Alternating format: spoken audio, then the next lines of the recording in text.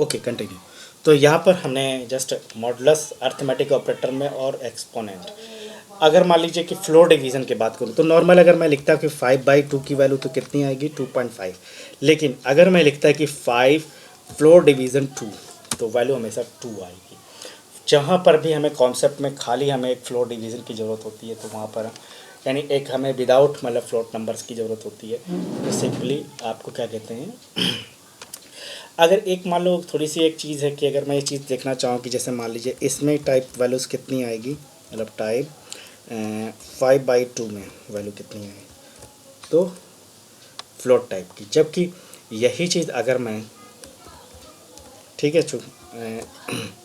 यहाँ पर मैंने क्या किया 5 एंड द फ्लोर डिवीज़न 2 तो वैल्यू क्या आएगी आपके हमेशा इन टाइप की, ये ध्यान रखिएगा क्योंकि इसका जो आउटपुट होता है हमेशा इंटीजर ही होगा, ये फ्लोट वैल्यूज़ को ड्रॉप कर देता है। ठीक है, इसके अलावा अगर मैं बात करूँ सिंपली रिलेशनल ऑपरेटर, तो रिलेशनल ऑपरेटर तो हमने आपको बताया कि जब हम कभी बात करेंगे कंडीशनल स्टेटमेंट्स की, यहाँ पर हमें कंडीशनल स्टेटमेंट्स यूज़ करने हैं।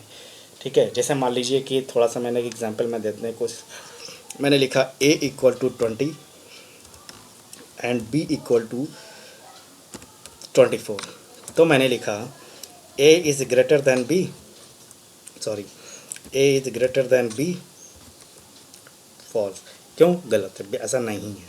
लेकिन अगर मैं ये लिखता कि b is greater then a तो हमेशा ट्रू।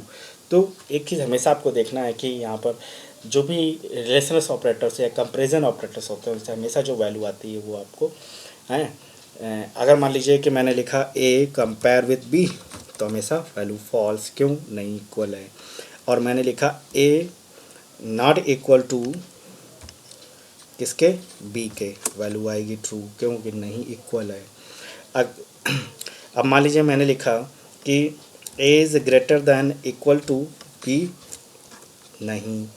और अगर मैंने लिखा b इज़ ग्रेटर दैन और इक्वल टू a, नहीं है, b ऑलरेडी है, ग्रेटर है, इक्वल हो सकता है लेकिन ग्रेटर है। ठीक है, तो इस तरीके से आप लेस और इक्वल में भी कर सकते हैं। जैसे मान लीजिए a लेस और इक्वल टू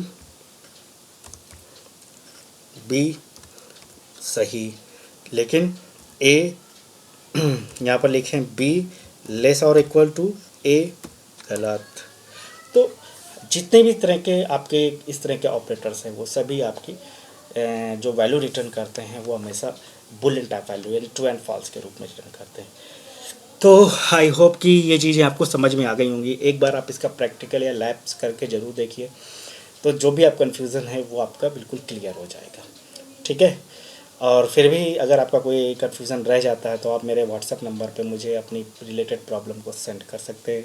मेरा व्हाट्सएप नंबर है 9125975633। So okay, thank you very much.